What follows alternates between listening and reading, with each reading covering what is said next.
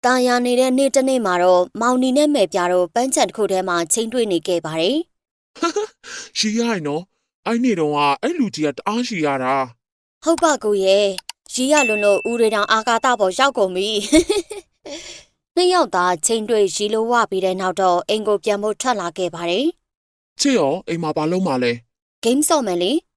ဘာဂိမ်းဆော့မယ်ဟုတ်လားချစ်လေး။စတာပါကိုရဲ့စာရီလောက်ရအောင်မှာပေါ့။ရုတ်တရက်သူတို့နောက်မှာထူးထူးဆန်းဆန်းအတန်တွေကြားလို့လှည့်ကြည့်လိုက်တော့နှစ်ယောက်စလုံး shock ပါရသွားပါတယ်။အဲ့ဒါကတော့ပန်းချံတွေကအလှသစ်ပင်ကြီးတစ်ပင်မှာအနီအောင်ပန်းပွင့်ကြီးတစ်ပွင့်ပေါက်လာတာပါ။ဒီအနီအောင်ပန်းပွင့်ကြီးကိုသူတို့တက်တက်နဲ့တကူတကားမှတော့မမြင်ဘူးပါဘူး။ကိုပိုပန်းဘလို့ကြီးလဲအကြီးကြီးရေ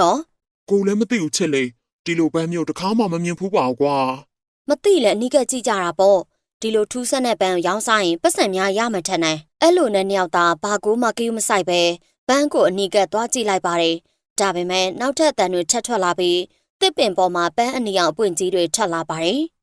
What the ဘလူရီလားဟာပန်းတွေကအခုမှပေါက်လာတာပဲဘာဖြစ်တာလဲ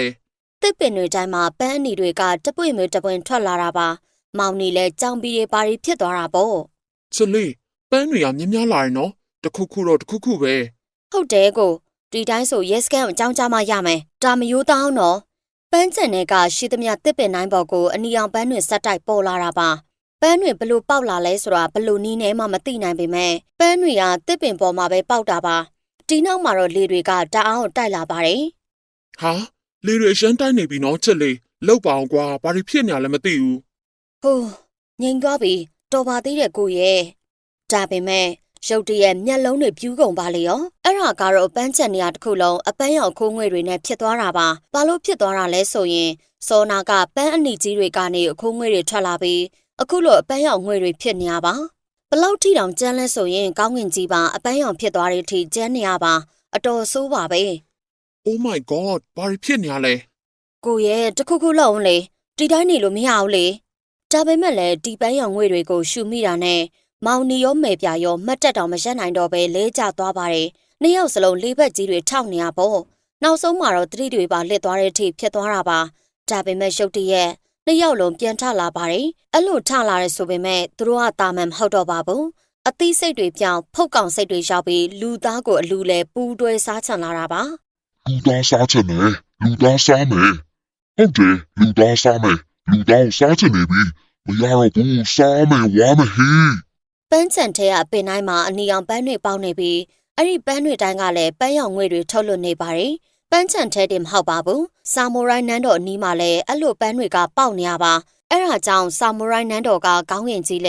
အယောင်တွေပြောင်းလဲဖြစ်နေပါတော့တယ်။ဖြစ်ဆိုနန်းတော်အနီးတစ်ဝိုက်ကပန်းတွေကအငွေ့တွေကိုအများကြီးထုတ်လွှတ်နေလို့ပါ။နန်းတော်တခွင်ပြဲပြဲစင်အောင်အခုငွေတွေထွက်နေရမလို့ဆာမူရိုင်းတွေလည်းမရိုင်းနိုင်တော့ပဲတူးကြီးတွေထောက်အသက်ပြောင်းမဲ့ပုံနဲ့မရှူနိုင်မကယ်နိုင်ဖြစ်နေပါတယ်။ဘာဖြစ်နေရလဲကွာဘယ်ကောင်အီးပေါက်တာလဲအီးပေါက်တဲ့ကောင်တေးရန်ပေးမှာနော်အရှင်မင်းကြီးကလည်းတော့ပေးနေဗျာဒါအီးပေါက်တဲ့နဲ့မှမဟုတ်တာဗျာ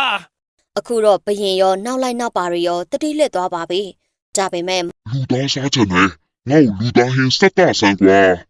မရဘူးရှင်မင်းကြီးကျွန်တော်မျိုးတို့လည်းလူသားစားချင်တယ်လူသားစားချင်နေပြီဗျာမင်းတို့လည်းစားချင်တယ်ငါလည်းစားချင်တယ်ဆိုတော့ထပ်စားကြတာပေါ့ကွာငါနောက်ကလိုက်ခဲ့ကြ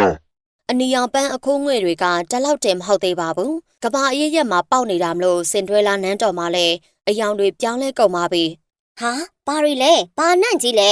Oh my god မင်းသားလည်းစစ်တွေများကြီးတိုက်ခဲ့ပေမဲ့ဒီလိုထူးဆန်းတဲ့အငွေတွေကြောင့်လေးဘက်ကုန်းကြီးဖြစ်နေပါလေရောမကြပါဘူးတတိလစ်သွားတာပါလူသားစားမယ်လူသားတွေငါစီလာစမ်းအစီခံကတော့လူသားစားဖို့ထွက်လာနေပါပြီမင်းသားလည်းအတူတူပါပဲဖုတ်ကောင်စိတ်တွေပေါက်ကုန်တာမလို့သူတို့ကချင်းချင်းမစားပဲလူသားလက်လက်ဆက်ဆက်ပဲရှာစားမှာပါလူသားစားမယ်လူသားစားမယ်ပန်းပွင့်တွေကအခုဆိုတော်တော်ဝေးတဲ့နေရာတွေစီကိုရောက်နေပါပြီသူတို့ရဲ့အခိုးငွေတွေကြောင့်အပြာရောင်ကောင်းငင်ကြီးလဲအရှုံးပေးနှလုံးအေးအရှောင်းနေပါပြောင်းကုန်ပါတယ်ဒီပန်းတွေရှိတဲ့နေရာတိုင်းကမအေးချမ်းတော့ပါဘူးလောလောဆယ် channel လေးကို subscribe လုပ်ပဲကြည့်နေတာဆိုရင်တော့လှုပ်ထားပေးပါအောင်နော်ကစားကွင်းကြီးထဲမှာတော့ကစားစရာပစ္စည်းတွေအများကြီးရှိနေပေမဲ့ဘသူမှမကစားနိုင်တော့ပါဘူး။ဆာကူရာတစ်မြို့လုံးလည်းပန်းရောင်မြို့တော်ကြီးအဖြစ်ကိုပြောင်းလဲသွားပါပြီ။ဒါပေမဲ့ဒီလိုတွေဖြစ်နေတာကိုသိပ္ပံပညာရှင်တွေတောင်မသိဘူးဖြစ်နေရမလို့ဘလို့ကာကွယ်ရမလဲဆိုတာကို မသိဘူးဖြစ်နေပါတယ်ပလဆိုတဲ့ဦးကြောင်ကြောင်ကတော့အရေးပေါ်ကားကြီးကိုမောင်းပြီးမြို့ရဲကိုဝင်လာတာပါသူကလူလိုက်ကယ်ဖို့လာခဲ့တာပါ ဒီမျိုးငါကယ်မရမယ်ဒါဆိုရင်ငါဒီမျိုးရဲ့စူပါမန်ပဲ အဲ့လိုနဲ့ပလလည်းမြို့ရဲကိုစက်တိုက်ဝင်လာတာပေါ့ ဟာဟိုမှာကလေးလေးပါလားငါစိမ့်ကယ်မရမယ် ပလလည်းကားပေါ်ကဆင်းလာပါတယ် ကလေးမမပူနဲ့နော်မင်းကိုဆေးရုံခေါ်သွားပေးမယ် ဒါပေမဲ့ကလေးမလေးကကြောက်စရာတန်ကြီးနဲ့ ဆေးရုံမလိုက်ချင်ဘူးလူသားပဲစားချင်တာလူသားစားမယ် ကလေးမလေးပုံစံကကြောက်စရာကောင်းနေတာမလို့ပလလည်းကားပေါ်တက်ပြေးပါလေရောဒီနောက်ဖုတ်ကောင်ចောင်းသားတအုပ်လည်းပလရဲ့ကားစီကိုတက်တဲ့ကြီးလာနေပါတယ် လူသားစားမယ်လူသားစားမယ် ဟာတောက်ရည်တယ်ကားဆက်ကနိုးမရတော့ဘူးဟာသိတာပဲကွာ ပလကတော့ကန်ဆိုးတာပါသူကားကိုဖုတ်ကောင်တွေကဝါးစားနေရပါ လူသားမစားရင်ကောင်းဝါစားရကွာကောင်းလည်းစားမယ်ကြိုက်ကြဟေးကြိုက်ကြ တချို့ကောင်တွေကတော့ကားခေါင်မိုးပေါ်မှာရောက်နေရပါအတော်ဆုံးနေပါပြီပလလည်းကားထဲမှာထိုင်နေုံကလွဲလို့တခြားလုပ်စရာမရှိတော့ပါဘူးအဲ့လိုထိုင်နေတော့မှဖုတ်ကောင်တစ်ကောင်ကကားမှန်ခွဲပြီးပလောက်ပြူပြူကြီးကြည့်နေပါတယ်ပလလည်းအာပြဲကြီးနဲ့ထအောင်ရင်စူပါမန်မဖြစ်ပဲဖုတ်ကောင်ပဲဖြစ်သွားပါတယ်ဖုတ်ကောင်တွေကခါတိုင်းဖုတ်ကောင်တွေထက်ပိုများပါတယ်ခါတိုင်းဖုတ်ကောင်တွေကဖုတ်ကောင်ကကိုင်မှာအကိုက်ခံရတဲ့သူကဖုတ်ကောင်ဖြစ်တာပါဒီမှာကပန်းပွင့်ရထွက်တဲ့အငွေ့တွေရှူမိရနဲ့ဖုတ်ကောင်ဖြစ်ကုန်တာပါအဲ့တော့ဖုတ်ကောင်တွေကပိုများတာပေါ့ကျောင်းထဲမှာလည်းဖုတ်ကောင်တွေနဲ့ပြည့်နေပါတယ်ပန်းပွင့်ကြီးတွေကလည်းအခိုးငွေ့တွေကိုစက်တိုက်ထုတ်နေတာမလို့တကဘာလုံးအခိုးအငွေ့တွေနဲ့ပြည့်နေရပါ